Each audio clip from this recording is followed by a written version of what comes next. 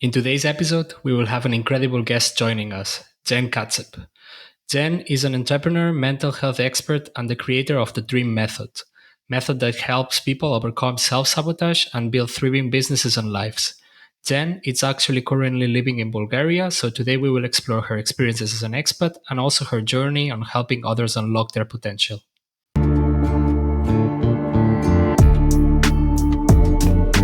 This is Expat Experts, the podcast that dives into the fascinating lives of those who've lived and worked across borders, exploring the challenges, experiences, and insights they've gained along the way. But before we start with this episode, I want to remind to all listeners that the best way to stay tuned with the latest episodes is by hitting the subscribe button in YouTube and in your favorite audio platform. For extra information about the podcast and checking our one-on-one calls on how to create your own podcast, YouTube channel, or become an expat, please check the website expatexpertspodcast.com or check the link in the description. The Expat, Jen Katsev. So in this first part of the episode, we'll explore a little bit Jen's experiences as an expat, as you moved to Bulgaria, and we want to try to check how much this influenced your life but also your work, and if it really defined the whole methodology that we will talk on the second part of the episode. But first of all, thank you so much for accepting the invitation, for being here today with us, Jens. Oh, thank you, Mark. My pleasure. So you're now living in Bulgaria, but you're originally from United States? Mm-hmm. Which part of USA you're? From Silicon Valley, so it's like an hour south of San Francisco. Mm-hmm. Nice. The big hub for tech. Yes. So the first question, I suppose, is mandatory. Why Bulgaria? What inspired you to move to Bulgaria? Before I went on my first date with my now husband, I had never heard of Bulgaria before. So it's because of him. And when we got married, like you said, it's a hub for tech people. He came to Silicon Valley to work in IT. I was working in real estate at the time, and we had no plans of moving to Bulgaria. But on our wedding day, his family gave us the deed to an apiary, a bee farm. Apparently, his family's been beekeeping since 1920. It's 5-generation family business. He's allergic to bees, so he never thought that he would continue doing this. But yeah, when that happened, we just decided, okay, why don't we quit our jobs and move to Bulgaria and be beekeepers? So yeah, this is I'm swagged out today, but so we started Bulgarian Honey Company, and that's how that started. And it was November of 2019, so it was literally pre-COVID. And I'm so glad that I spent COVID here versus back in California. So your husband is from Bulgaria and the family is from Bulgaria. Yes, that's the main reason why. He's Bulgarian. What? You said that you didn't even know that Bulgaria existed. I mean, I suppose you know that it existed, but you didn't know anything about Bulgaria before meeting your husband? When he said he was Bulgarian, I was like, excuse me, I'm really sorry for being the ignorant American, but I'm just going to Google real quick where that is on the map. I literally searched it on Google Maps during our first date. Yeah. In America, we don't learn too much about geography. You know, America's kind of the center of the universe. So how long was it before you married him? Did you build expectations of what Bulgaria was before moving to Bulgaria? Oh gosh, yeah, he proposed to me within 3.5 weeks of us meeting. It was one of those when you know kind of things. We were both, looking for a serious relationship. And so he proposed to me. And then, let's see. The first time I went to meet his parents was before we got married.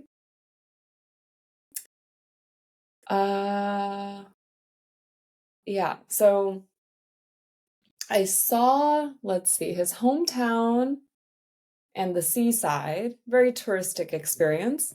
Mm-hmm. And then the way he grew up reminds me a lot of when I visit my grandparents, because Bulgaria is ex-Soviet bloc and communist China, the architecture, the mentality. There's a lot of similarities with like the communist kind of approach. Culture. Yeah. So it wasn't very like, people were like, oh, wasn't it a big culture shock? For me, it was somewhat familiar, actually, in a very strange way.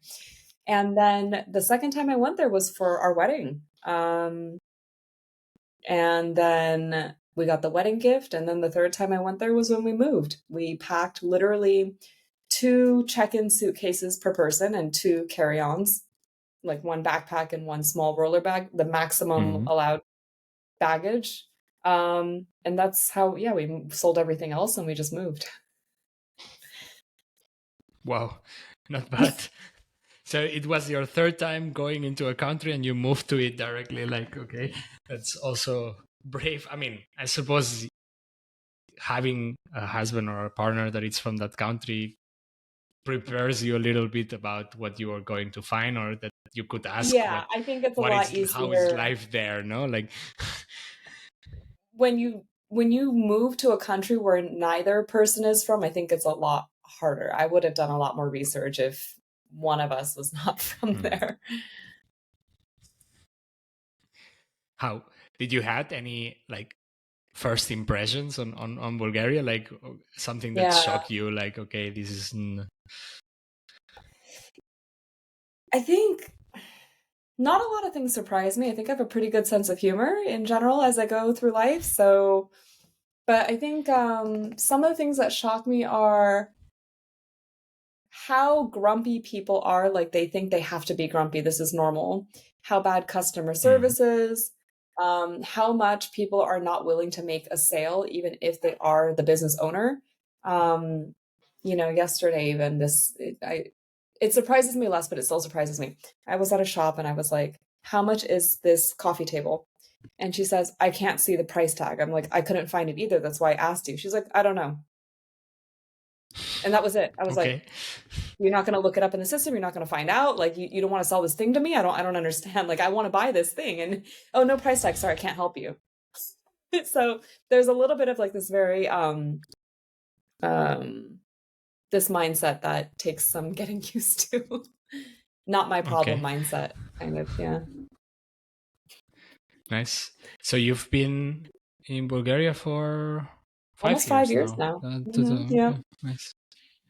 And you said you arrived there and then, so you quit your jobs, first of all, like tough decision, I suppose. Like this is not easy to do, like when you are in a, or you were like really in a situation with burnout with job that you said, okay, this is the end of it. I think for me, I was ready for a change. I didn't realize it then, but I was looking for a reason to get out of my job, because the thing is, the job that I had, it was very comfortable in many ways. I had a good relationship with my coworkers and I was doing work that was meaningful. I was growing in my career. So there were a lot of reasons why not to leave, and I couldn't come up with a good reason to leave. But when this opportunity came up, I was like, this is it, I gotta go. Later, after having done some therapy, I processed like, no, subconsciously I did want to leave, but I just couldn't justify leaving. And this was the perfect reason why. I think just the more I was advancing in my career, the more I realized this isn't the path that I want to take, but I didn't have a justifiable reason why leaving because everything was looking so good. So I quit my job probably a month after the wedding, and I started to learn beekeeping from a friend while my husband continued to work for maybe 6 more months, and then he quit his job as well, and then we moved. Yeah, that's something that I wanted to ask. What was your experience on beekeeping before building a beekeeping company? Yeah, right. Or a honey company in general. It's better to learn it from someone who speaks English before I go. Like, everything is new, the beekeeping is new, plus the Bulgarian is new, plus the everything is, I'm like, no, I should at least learn the beekeeping in English while I'm in America. And it's an easy thing to learn. Like, I have no idea about beekeeping. I had a friend. Okay, so the actual doing of beekeeping is very easy. Beekeeping is literally opening boxes, lifting, looking. That's mostly what beekeeping is. But the part that requires expertise is, what am I looking at? What do I do with this information? that is something that takes, I think, a lot of experience, is to know exactly what you need to do to manipulate the bees, or when to do something. That is something I'm still learning, even though it's been many years. So the company is still alive? You're still beekeeping? So, because I know about the D.R.E.A.M methodology, and that you also Oh like yeah, help people like coach, that was a hard but decision. the I mean, company. the honey company is still going, and So, it's so my husband and I both have our own companies as well that are in addition to the honey company. The honey company is a family business, so we're mostly working on like the marketing and export and some tourism stuff around it, more administrative. We do help with beekeeping when it's busy in the summer, but his family members are the ones who live full time at the farm, and they're doing the beekeeping daily, like the farming side of it. So it doesn't require like full-time attention. Um, we are still very passionate about spreading the word about Bulgarian honey, getting the brand around the world. But yeah, the coaching business is something that I've wanted to do for a very long time. I've been dabbling in life coaching for the last 7 years, and I never felt ready. And that comes down to confidence, right? But there was a life event that happened this February where I was suddenly like, it's time to come out. Like, I'm coming out as a life coach, not, yeah. But so I'm very glad that I did that. And it was difficult because I already had so many other commitments, including a lot of community organizing stuff for expats as well. I decided to step down from a lot of what I was doing for the expats communities here to focus on launching my life coaching business. Well, so it's a rather new thing in your life then, the whole coaching approach. Like, I mean, you've been doing it for long, but the step of like okay. The part where I put my own name on it is rather new, and that was the scary part. Before, I was doing coaching for a company, and then I was doing performance coaching with a business partner for 2 years as well. And in those two situations, I wasn't the only person whose expertise was under examination, let's say. And I always had like this imposter syndrome that, oh, these people are more knowledgeable than me, and I can kind of hide behind them, and just, I didn't feel ready. I see. And yeah, that was a brave step, I think, that I took, and I don't regret it at all. I also wanted to ask, like, because I suppose beekeeping it's rather like countryside. You live in the countryside of Bulgaria, or are you in Sofia, or where are you?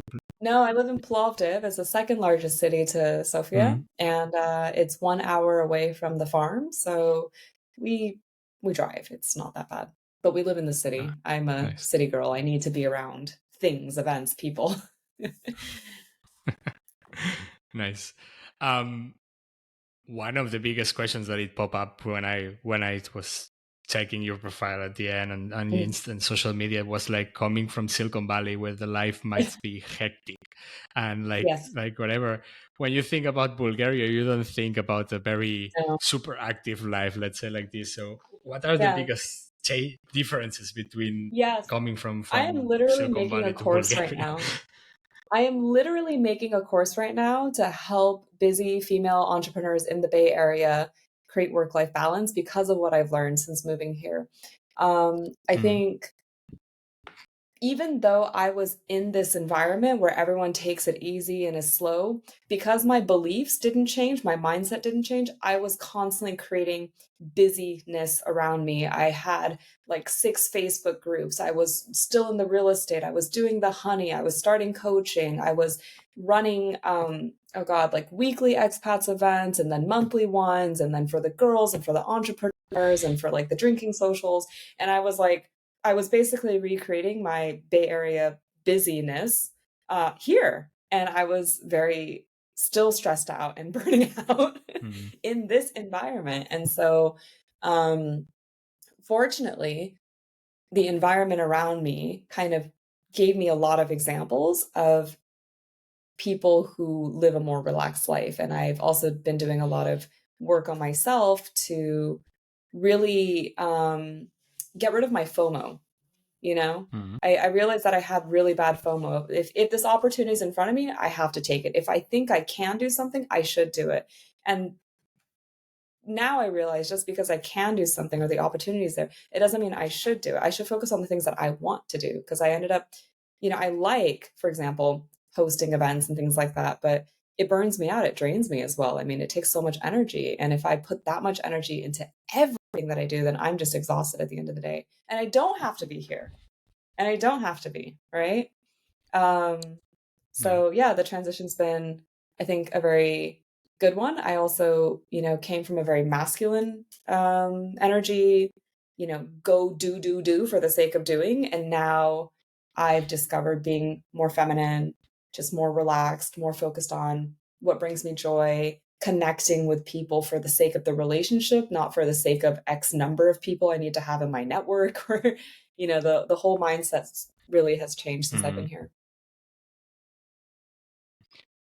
You said that you hosted like expat community, like meetups and stuff like this. How is the expat community in Bulgaria? Yeah, I like the expat community in Plovdiv. It's one of the reasons I moved here, actually. So when we first arrived, we stayed with his family, his parents. They have a 1-bedroom apartment. It's like 50, 60 square meters, tiny. And we're 4 adults living there, right? So my husband and I decided to borrow his father's car and take a road trip around the country and actually explore where do we want to live. When I came to Plovdiv, people were so welcoming. I joined the Expats in Plovdiv Facebook group. I said, hey, I'm new. I'm doing this honey thing. And somebody said, oh, I've exported honey before. I can share my notes with you and what I learned. I was at a coffee shop and I was talking about how do we meet people. A guy from the table next to me leans over. He's like, hey, I heard you speak English and I heard you're trying to meet people. My name is Larry. I'm Bulgarian. I used to live in Canada. Let me introduce you to my other friend who's, moved back to Bulgaria from Canada. And it was just so easy to connect with people. And it's not like they do it just because they want to do business with you or sell you something like they do where I'm from, but like genuinely just people are so open and open to connection. I just fell in love with the people here. And the expats Facebook group is extremely well curated, very helpful. There isn't like a lot of self-promoting spammy content. And I became an admin for it pretty shortly after I moved here. So this community has really been one of my anchors to be here. That's cool.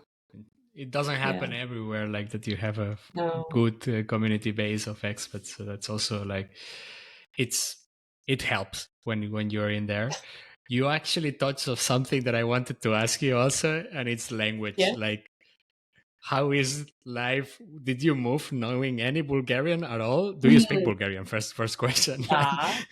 Da. This means yes in Bulgarian, by the way. This means no. It's very confusing. The second you land from a taxi from the airport and you say, can you take me to my hotel? And they say this. And they always look grumpy. And you think the taxi driver's like, no, I can't take you. And then you walk away and they're like, where are you going? Like, yes, I'll take you. So yeah, I do speak Bulgarian.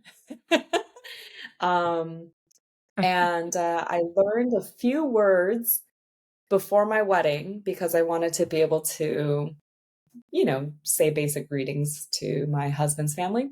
And then after moving here, because his family doesn't speak English and we have a business, I had to learn it very, very quickly. So I picked it up relatively easily compared to a lot of other people I've spoken to. After my first year, I was renewing my own immigration documents. I do all of my errands. I talk to government agencies by myself. I do business now in Bulgarian. I have employees who don't speak English, who I speak only Bulgarian to. So I think out of necessity, I've had to learn it pretty quickly. Well, that's really cool. I mean, I don't know much about Bulgarian, but I assume it's not one of the easy languages that you just grab from Actually, references okay, from here's other the thing. languages. I don't know. It's very different. So in the first year, it was like a lot of hard memorization, the grammar, everything is very different. But Mhm. once you learn it, it's like Spanish, right? So you speak Spanish. The words Yes. are spelled exactly as they're pronounced, and you pronounce every single letter, just like in Spanish. So in Mhm. terms of writing, it has a different alphabet. It has the Cyrillic characters like in Russian. Yeah. But Mhm. so once you learn the alphabet, words pronounce exactly the way you expect them to, and the grammar is extremely regular. There's like very, very few exceptions after you learn the grammar. And I think there's like less Okay. verb tenses as well than in English. And so it's a very logical, easy language after you get past the first year. And if you can pronounce the Nice. stuff as well, because pronunciations also, it's very different sounds. Very cool. I think Yeah. actually Bulgaria was where the Cyrillic alphabet Yes. was invented. Bingo. Yeah. Yep. Yeah. That's Byzantine monks, I think. Yeah. So nice. There's a national holiday for the Cyrillic alphabet here, actually. Ah, Yeah. cool. Um, what about the language, the English level of the country itself? Because I don't know. Sometimes it Ah, surprises the countries that you don't really expect. Like here in Greece, nobody like expects that the people speaks good English, and the level is mhm. incredibly high. But I don't know, how is it in Bulgaria? I think it's not very high. If you stay in the more touristic areas, you'll be fine. When you Mhm. start to go into the neighborhoods, even in a city, then even if kids have, like now it's mandatory for kids to learn English in school, but the English education is so poor in most schools that they learn it from a textbook and it's not practical at all. So even young people, a lot of Mm. them don't speak English. Um, the older people definitely don't. They speak Russian mostly. And Okay. the English is if you want to be an expat here, I highly recommend learning English unless you want to be only hanging out with expats, and that's very limiting. Hmm. So you end requiring learning Bulgarian. It's not one of these countries that you could survive 100% with English and then your life is done. You I mean, could. I you mean, could, you I could. suppose, but depending. Yeah, I know expats who've been here for 20 years and they just speak English. They never learn Bulgarian. Um, but it's very limiting. It's not the kind of life that I like, but for them, it's fine to have your, smaller circle. Yeah. How how did you balance arriving to a new country and building an like a business? Like how do you manage like balancing between learning language, adapting culturally, like everything, Yeah. arriving to a new country? It's not normally very demanding. On top of that, you need to start with a new company. Yeah. How did you keep Um, yourself sane in that? There was no balance because I came and then COVID happened. So I only had my computer and an internet connection. We had this big vision for exporting and all this stuff when we got here, and then having a store. And then COVID happened, and we started first by selling through our online shop. And that was Okay. pretty much it. So I didn't go to grocery stores. I never had to like interact with people my first couple months here. And I did lessons over Skype for Bulgarian Mm. language. So my situation's a little bit unique, I think. Well, it I think everyone who moved to a new country either during COVID or just before COVID had this kind of moment of like, yes, I've been here for 4 years, but it counts like two, because Yeah, whatever happened in COVID, it's a little bit like, okay, I don't know. So yeah. yeah, I can relate to that also. um, How long have you been in I Greece? wanted to ask you, oh, now it's 3 years. So we came Okay. here after COVID, at least after the hardcore wave. So when it was already okay to travel around, we were still wearing masks and everything, and there was still like vaccination, like beginning of vaccination and this kind of stuff. But it was already the going down, let's say like this. I lived in Germany before, and that was like when I catch COVID was in like COVID in a stronger, the big waves was in Germany. But it was a little bit different for me because I was in Germany already since 2018. So when COVID started, I already lived 2 years and a half, 3 years of Germany as a normal environment country. But yeah, maybe the saddest part was leaving Germany in a down, like a little bit, but it's what it is. It happens. I wanted to ask you a little bit, like I try to do this kind of little bit more of personal recommendations or personal reflections on the end of the first part of the episode. And the first one would be if you have any favorite memory from your time in Bulgaria so far, like something that you remind. It's like very. Yeah, I have so many. I really, really love being here in general, and I have so many. Gosh. So we went to a place called Belogradchik that's in the north western border, like corner of Bulgaria, and we did a hot air balloon ride over this mystic rock fortress castle thing, and it was snowing and it was so beautiful. I don't know. I just think in general, there's so many mountains and caves and beaches. It's just such a beautiful country, and that's the nature. And then the cities as well. I mean, it's just so well preserved. Like 5 minutes from where I live, I get to see operas for 10 euros and an ancient theater, made from the old marble, like half Colosseum style. So I think just my regular life is constantly a highlight compared to what it was before.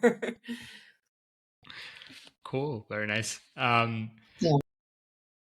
It's always cool to have a nice nature to go out to escape, a little bit probably. What about, I mean, safety as a woman in Bulgaria? How do you feel it's about so safe. this? Oh my gosh. People here, they say all kinds of stuff like, oh, there's like the mafia and whatever, and there's gypsies. And they exist. But like my daily experience of walking home at 2 a.m. after drinking by myself in the dark is like, I've never felt unsafe before. The worst thing that's happened to me, I think, is like I caught a pickpocket trying to pick out of my pocket. Even the beggars aren't sketchy here. Like, they're very upfront. They're, they just ask you for the money and they go away. And it's, it just feels very safe. And there's no gun culture here. There's no, like, I don't know, there aren't a lot of crazy people in the street, like the kind that you see in San Francisco, for example. I don't know. Yeah, it's, I feel very safe here. And the first neighborhood I lived in actually was a gypsy neighborhood, and I would have to walk through it to go to the center.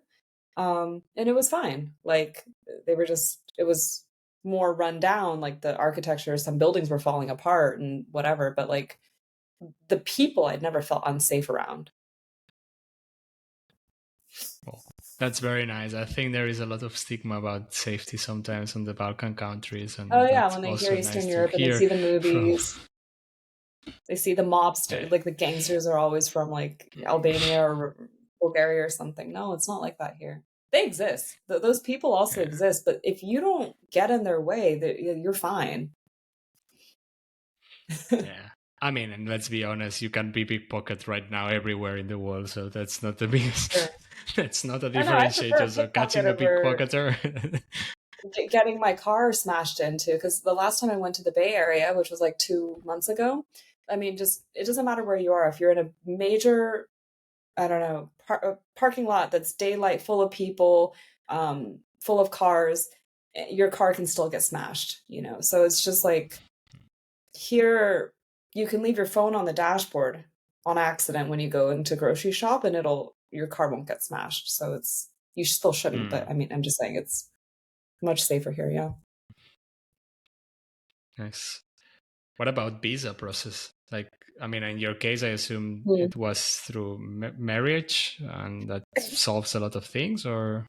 It helps. So I am a non-EU citizen, and even being married to a Bulgarian, it's one of the more, I think, difficult processes to get residency. So first, I'm supposed to get my visa D to be able to stay here for, is it 6 months, I think, in America. I was supposed to get it before I came here. I came here, I have a 3-month tourist visa where I don't need to apply for anything.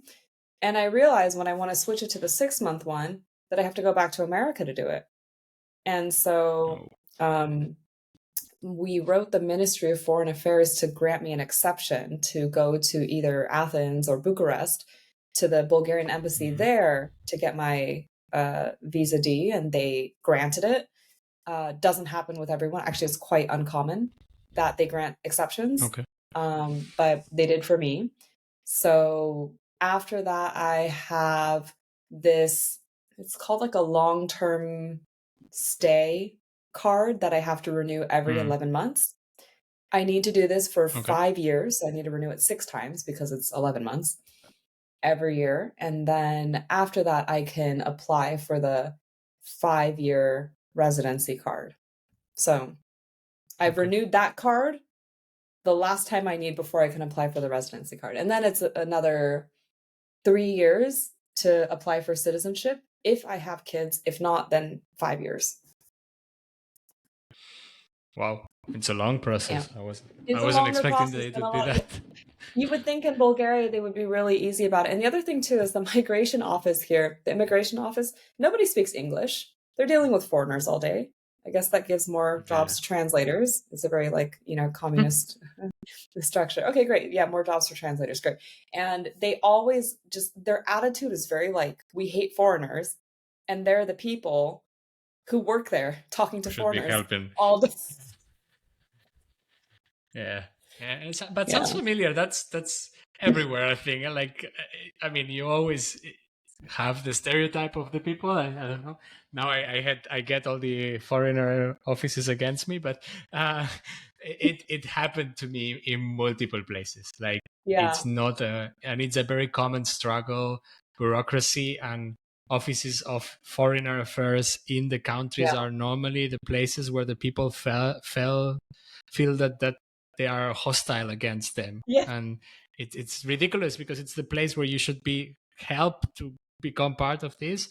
But it's also I don't know, with the Balkan countries, it's also very different between them, because I for example, know that Albania process for visa for Americans, it's super easy, for example. And then from one country to the other, it changes so much. So it's I was curious to knowing how difficult it is in Bulgaria, but it sounds like a very long process for non-Europeans. Yeah, and the documents, it's not available on the internet, when you apply for the thing, you have to go there physically, get the documents, go home, fill them out, come back, and each time the wait could be very long.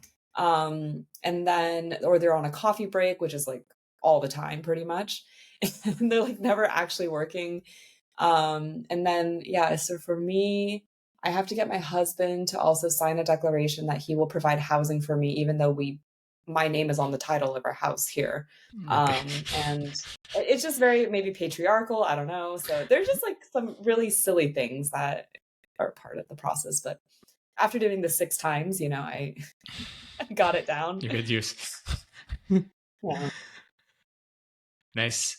Is there any particular Bulgarian traditions or cultures that you like or that it stood out you did never consider that this would happen, any traditional thing that they do? Oh gosh, I'm sure there are a lot of them. For New Year's Eve, kids beat adults with sticks that they decorate with popcorn. There is a day where the men go dance in the ice cold water. and drink a bunch of rakia. Bulgarian weddings are so much fun. Like there's a ton of drinking and dancing. But the dances here, they're the line dances, right? And you do them for 20 minutes sometimes. The song just doesn't stop. At the nightclubs here, you know how in the US at the strip clubs, they make it rain dollar bills, right? Well, here it's the coins, right? So it's painful. It would be more like hail than making it rain. So what they do is they get napkins, like cocktail napkins, a whole sleeve of them. You buy them for like 20 leva, which is like 10 euros, and you throw napkins at the nightclub, for example. Not the strip club, just the regular nightclub. It's really funny, yeah. I don't know, there's just constantly funny stuff happening. That's what I'm saying. You have to have a great sense of humor to kind of navigate immigration and culture and stuff like that. I think you already touched raki. So rakia being one of the traditional whole Balkan, like everyone does their own rakia. Favorite food or drinks from Bulgaria that you discovered during these years living there? Like, I love everything that has to do with eggplant. And they make like a really nice eggplant with ground meat with cheese on top, and it comes with tomato sauce. I think, also one of the things that I love about being here, and I think Europe in general, is that I can actually eat dairy. In America, I thought I was lactose intolerant, which is very common for Asian people. It turns out that I'm actually casein intolerant, which is another protein in milk, like lactose. But European cows and American cows have different casein protein. I can actually eat dairy from European cows. And I've just, so there's like everything from like milk to cheese and yogurt, and in between there's like things between yogurt and cheese. It's like strained yogurt. And then there's just so many kinds of dairy here. It's a very, very dairy country, and everything is just delicious. So that's something I discovered that I didn't have access to at all before. The tomatoes here are the best. The cows were different. Yeah, it's called A1 and A2 casein cows. Anyway, then the tomatoes, the pink tomatoes, they're like this big, the size of your head, and they're very, very sweet, especially during the summer. Oh gosh, Bulgarian food in general is just very What about drinks? Fresh. What's that? What about drinks? Do you have any favorite drink from Bulgaria that you say, oh, well? Not rakia, because I am not a hard liquor person. If I drink hard liquor, I will puke, so not my thing. But Bulgarian wine is very good. Just even when you go to a restaurant and you order the house wine and they homebrew it, it's good. I mean, it's just so easy to get good wine, cheap good wine here. What else? I'll have to think about that one. I'm sure there's stuff. There's D.R.E.A.M, which is like the yogurt drink as well. Yes. Tartor as well. It's like the yogurt with cucumbers and dill and garlic and walnuts. It's like a soup, but you can drink it out of a mug as well. It's like a soup drink. It's very refreshing in the summer. Yeah. Nice. Are you a music person? Do you I like don't any play Bulgarian music? I have been to quite a few Bulgarian concerts, anything from like jazz. There's a lot of jazz where I live. I've been to a lot of operas as well because I live right next to a theater. And so every time they have an opera, I try to go. In terms of Bulgarian pop music, I actually have been Bulgarian rock bands even as well.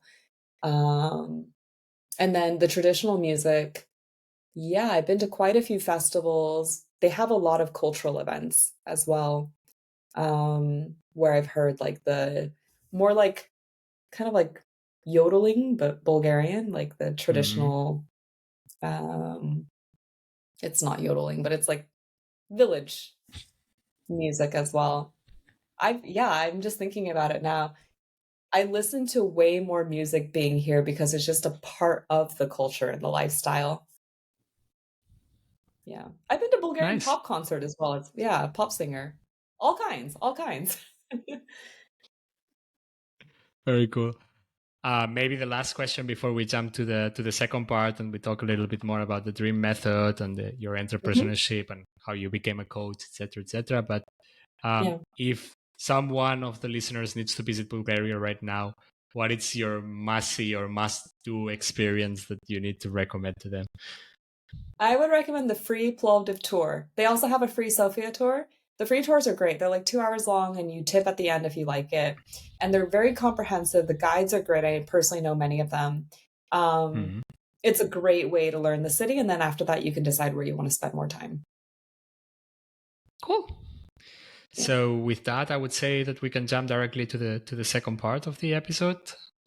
Hey there, everyone. If you're loving this episode so far and you want to stay tuned with other expat experiences, make sure to hit the subscribe button and follow our podcast so you never miss an episode. On top of that, we are now offering one-on-one calls to help you kickstart your own YouTube channel, launch a podcast, or navigate the journey of becoming an expat. Whether you are dreaming of sharing your story with the world or just need some guidance on your expat adventure, we've got you covered.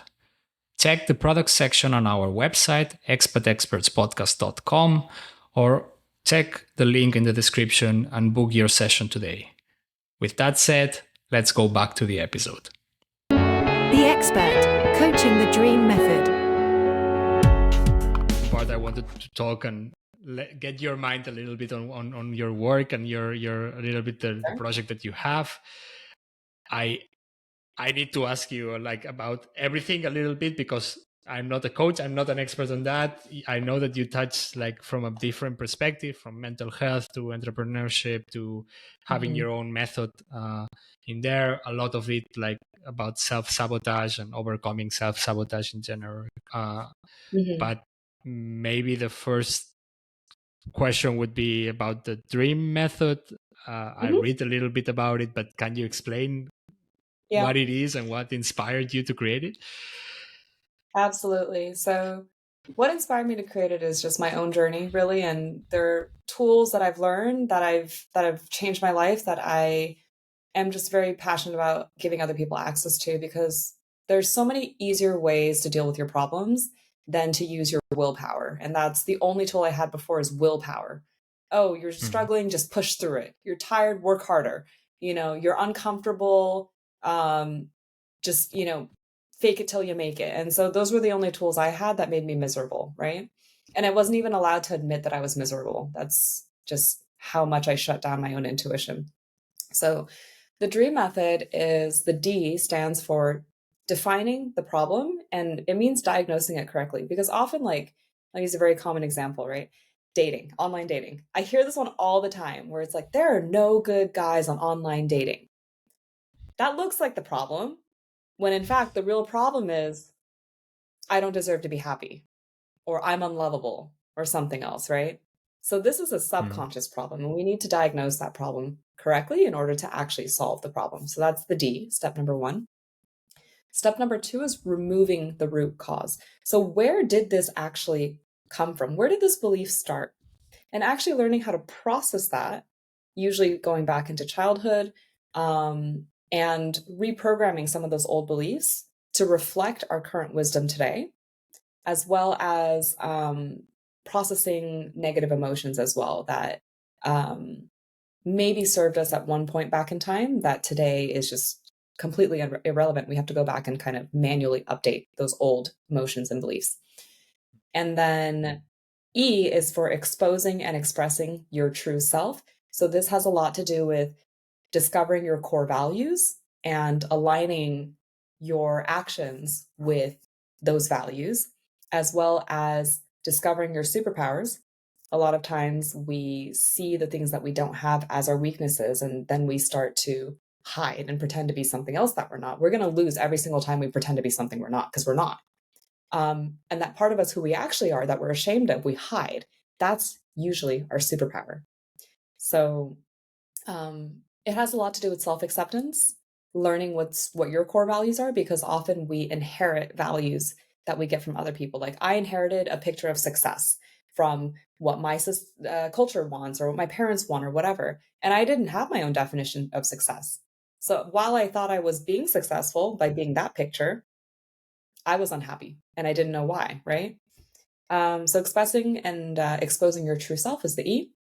A is for taking aligned action towards your goals because nothing happens without action, but you have to do the D.R.E. before you can actually have A work for you.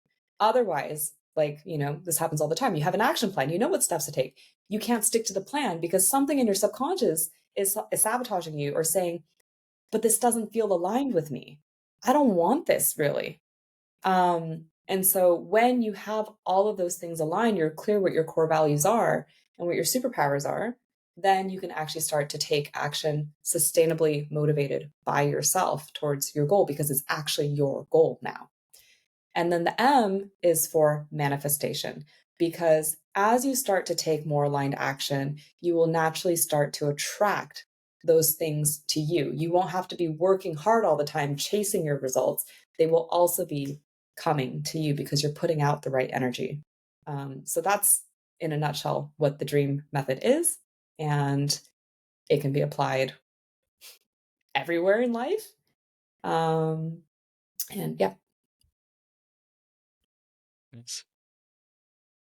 I think it's one of the questions that I also wanted to ask you. It's not a specific method for, let's say, like, I don't know, leaders or entrepreneurs or anything. It's you're coaching normal people. You're not coaching a niche of people, a very specific niche of people of saying, no, I only coach CEOs of companies or whatever. No, like it's for everyone. What is the normal or like the, I don't want to call it normal, but the standard avatar of the persons who you coach?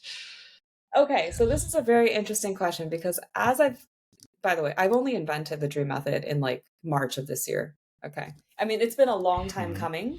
So it's not like I just started coaching in March this year, but like, yeah, the D.R.E.A.M method was like officially launched this year. So I've only been working full-time with clients for a few months, and I've been going through this process of niching down because in the beginning, it's like, I think this can help everyone. I want to help everyone. I love all people.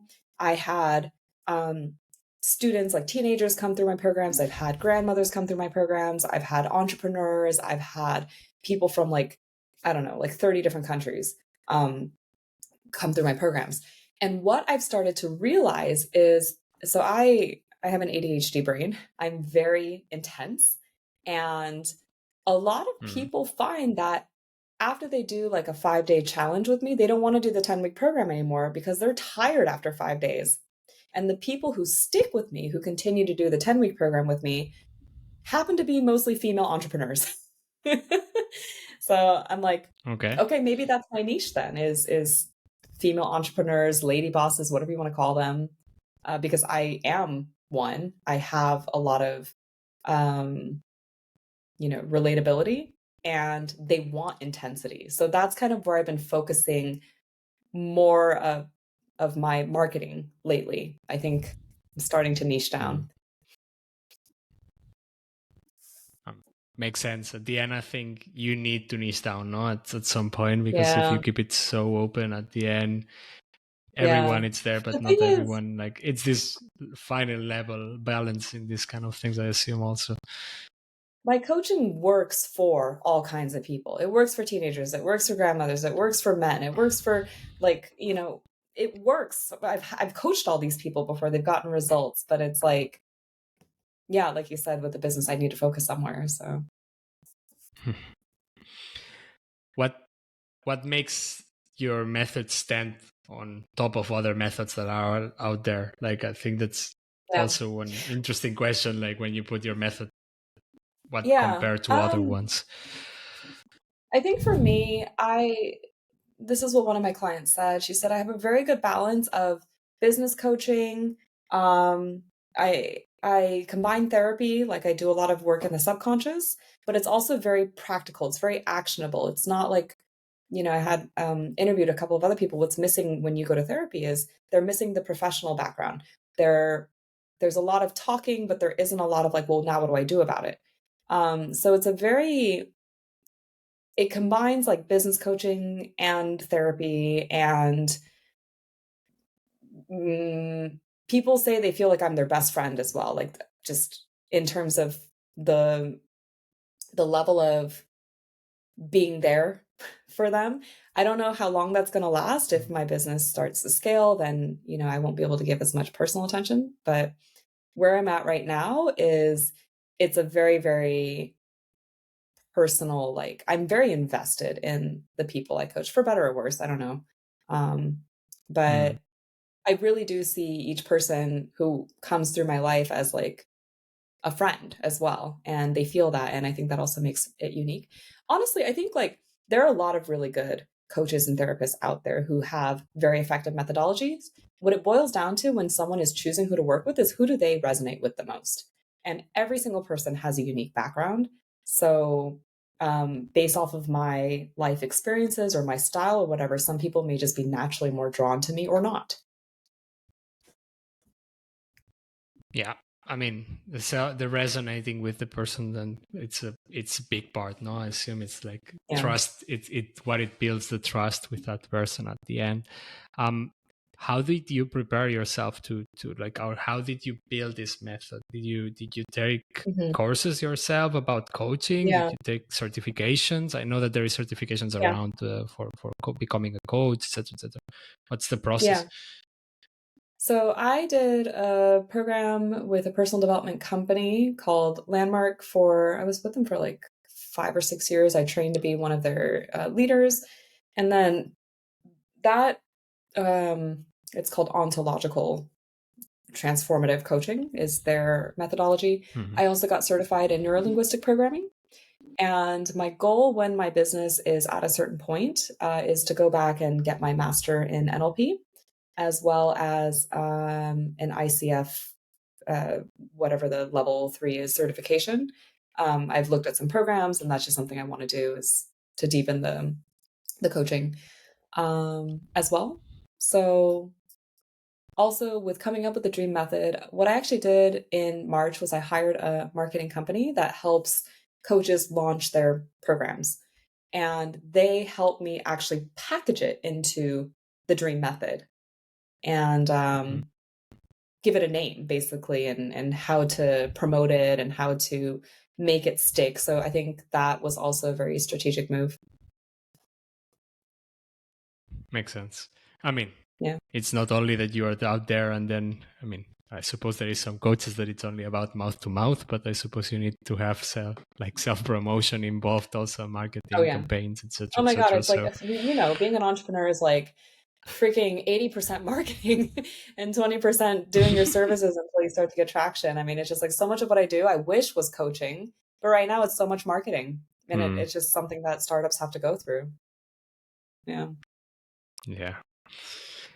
You touched in the first part actually already one part that I wanted to ask you here also, which is a little bit this, I don't know if calling it self-sabotage or FOMO, or I think it's a little bit mixed in between them, no? Like you're self-sabotaging yourself, and there is also this feeling of like fear of missing out things, like they always come hand by hand, I think. How much of this it's part of the methodology and that your work that you do with your clients? Oh, I mean, it's integrated everywhere because whenever there's something that doesn't work, it's always tied to some kind of subconscious belief. So the R is very, very important. And it's not like you do the R first in D.R.E.A.M method and then E.A.M, and then you're completely done forever. You're going to start to notice when you're on the A part and there's something that's stopping you from taking action, we got to go back to the R again. What did we miss? What else came up that we didn't see the first time? And there's so many levels to like overcoming a limiting belief. There's like, oh, you're aware of it. Okay, now you can start to take new actions knowing that this isn't really an obstacle. And then you understand it a little more. And then you actually like don't have to think so hard to take the action you want. And then you understand it a little more. And then you're naturally just like, I'm done with this, and I'm only going to do things that align with me.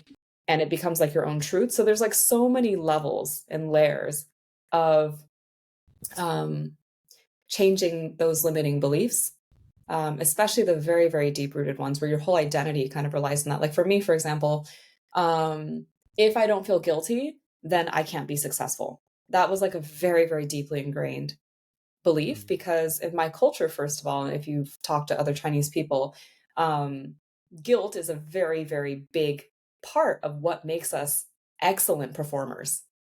We excel at things because if we don't, we're guilty, we're ashamed, we're unworthy, and we keep this emotion in place because we're so afraid if we let it go, we're just going to be, I don't know, lazy, useless people. And so when you start to dig there, that belief is going to do everything in its power to stay there or not let you see that it's there, because your entire identity is built on top of it.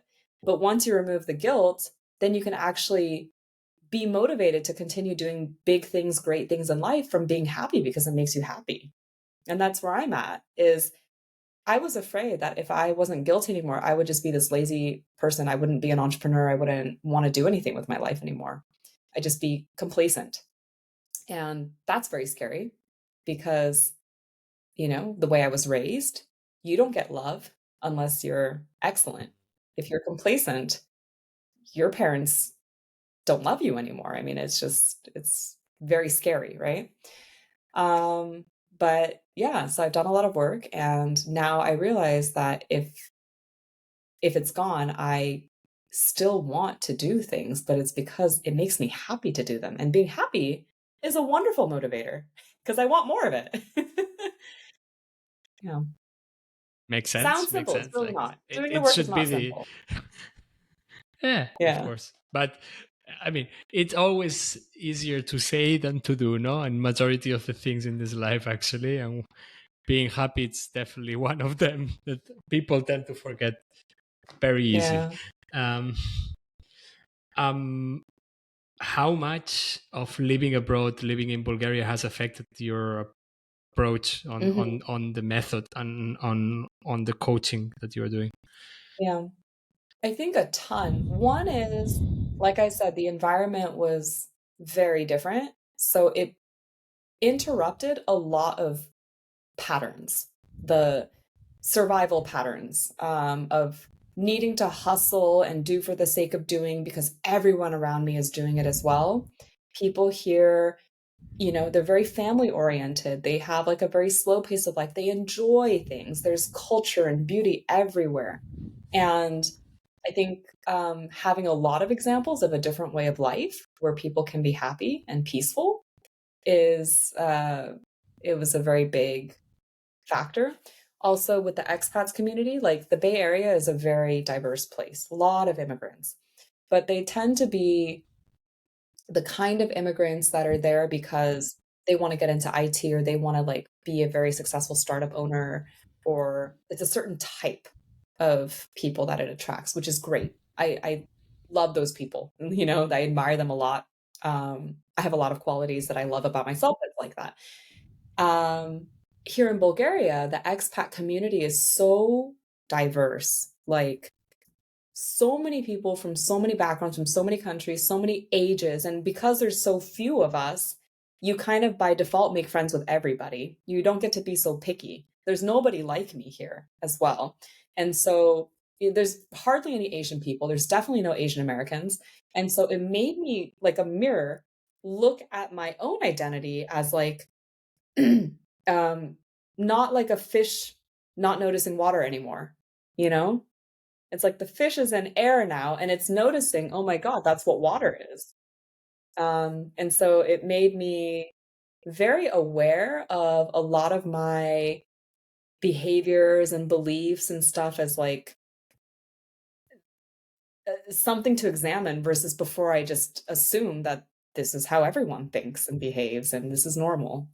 So it's definitely impacted me a lot in a very positive way. I see. I mean, it makes sense, no? Like at the end, things triggered one on another, and at the end, you want to share your experience and use your own experience to coach others, and that's part of your life. It's being an expert, no? At the end, Yeah. what is the vision that you have for the D.R.E.A.M method? Like, where do you want to go with now that you already have some months behind you, and where do you Yeah. want to bring what is the next steps? There's the next steps and there's the big vision. So someone had actually asked me this last week, and what happened was I saw world peace. You know, if everyone had the tools to accept themselves and show compassion towards other people, world peace is possible. I mean, I alone can't do it. It's going to take a whole army of coaches. But I think by spreading the D.R.E.A.M method as a movement around the world, we can start to shift the needle. I have been talking to a United Nations peace ambassador about doing like a tour around Europe to schools to teach them self-love and acceptance and compassion towards other people using the D.R.E.A.M method. And I've also started to work with some social entrepreneurs in East Africa. There was a group of female entrepreneurs who just were very attracted to me. And so I'm doing a course for them next week. And there are people who are already tackling some of the biggest problems like hunger and housing and basic needs, you know? So I think, you know, as long as I just continue putting my work out there, people will, I'll start to find who I will impact, I guess. They'll come to me. That's what's already started to happen. And it's just, it's very humbling. It's very like, I don't know. I feel very lucky to have discovered this so that I can share it with people. Nice. I suppose that the trigger, though, it's very much like a change of mindset, like a shift in the mindset of what do you want for yourself. How can people start with that? What is the thing that you see more commonly? Okay, when people does the click in their life. That's a really good question. I think drawing on my own experience, pain is the best motivator. When something is painful enough, you want to get away from that pain. It's a very, you know, you don't have to be self-aware to know you want the pain to stop, basically. So one is stop numbing the pain. Stop pretending like it's not there. If you are unhappy and you allow yourself to fully feel the anger, the hurt, the sadness, then you can actually start to change. For me, it was when I started my first startup and failed and lost a lot of money. I owed a lot of money, actually. It was very scary. I was in a very bad relationship. I had to move back in with my mom. I was very ashamed. And that was when I did my first personal development course. And it really, and I was ready. I was looking for answers. I was like, you know, this sucks. I think you don't have to get to that point, but often it does take something happening that's just like, oh my gosh, I can't continue this way anymore. For everyone else who is self-aware enough, I think, I don't know, just starting to ask questions, starting to question why things are this way. The word should also, I hate the word should. I removed it from my vocabulary because when you say something like, I should be happy, I should be successful already, I shouldn't, you know, feel this way about something. Should just means is. I am unhappy. I am not as successful as I want to be yet. I do feel this way. And once you accept is, then you can actually ask, well, what got me in this place the first place? What are my beliefs that made me, you know, unhappy, or what actions have I taken to get me to this point where I feel unhappy? Or then you can actually start to deal with the problems, right? So I think it's just being honest with yourself, which again sounds very simple, not easy. Nothing is easy, I suppose, in the process of changing your mindset and changing yourself, like as a person. But here's the thing. It's like, you know, now when I have a therapy session and I'm like crying my eyes out because I'm like, oh my gosh, this is so painful. I can't believe like I haven't processed this negative past event or whatever. But as I'm doing it, I'm like very like, oh yes, this is good that I saw this now. And this is good that I'm feeling this pain now because I understand that going through that painful thing is what's going to free me up in like the next 20 minutes. So it's just like anything else. Once you get used to training for a sport or whatever, and your muscles are sore and you build it over time, then you're like, oh yeah, the muscle soreness means I'm getting stronger. I'm getting better when I recover in 2 days from now. So it is a muscle that you build, really. Brain is a muscle also, no? I had a Absolutely. teacher who used to tell me that you need to train the brain because it's also a muscle. What maybe the last question before we close the episode today would be, what would be an advice that you would give someone who is starting out on their entrepreneurial journey? Let's niche it down, for example, to female entrepreneurs, and it's feeling overwhelmed, or it's feeling that it's too much for them, or that, I don't know, that it's not the right thing to do. What is the advice that you would give? Yeah. The first thing I would ask is, are they clear why they're doing it? Because I've had so many businesses that I've done because from FOMO, or there's an opportunity here and I should do it, which is kind of like another version of FOMO, or because I think someone else would have wanted me to do it. And I didn't actually do it because I wanted to do it. So that's why they haven't, like, I've started I'm like 30 years old and I've started 7 businesses and closed 5 already, including a Mexican restaurant. I mean, It's just like literally. So first, it's getting very clear. It's like, are you doing it because it's internally motivated and this is something you want to do? It's okay to try things out and know later that you don't want to do them, by the way. But there are some businesses that I clearly knew, I'm doing this out of FOMO and I'm going to do it anyway. The second thing is, once you're clear that, no, I want to do this because I want to do it, then it's just having a very clear assessment of where you're at in terms of your entrepreneurship skills and where you're not, what resources you'll need, and do you have enough cash to actually like make mistakes and like have it take as long as it might take for you to start seeing money. If not, I suggest having a source of income so you're not pressured to make bad decisions because you're running out of money.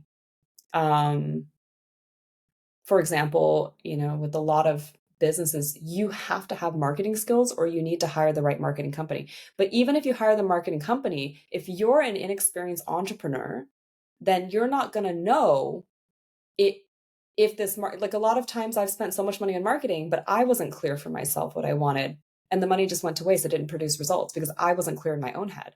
And I thought that if I hired a marketing company, they would just figure out the marketing for me. I would get clients, no brainer. It doesn't work that way because I wasn't ready. So I think doing a lot of research on like whatever industry it is that you want to start a business in, like really, what do you need to be successful? And before you go spending a bunch of money on coaches or marketing or whatever, just be prepared that it might take you some time before you start getting money in. And can you financially wait that long? This is very practical. I wish someone told me this because I took out a bunch of loans and then I couldn't pay them back. And that was very scary. So, yeah. And then have mentors. It could be podcast mentors, even if they're not people you can afford to talk to yet, one-on-one.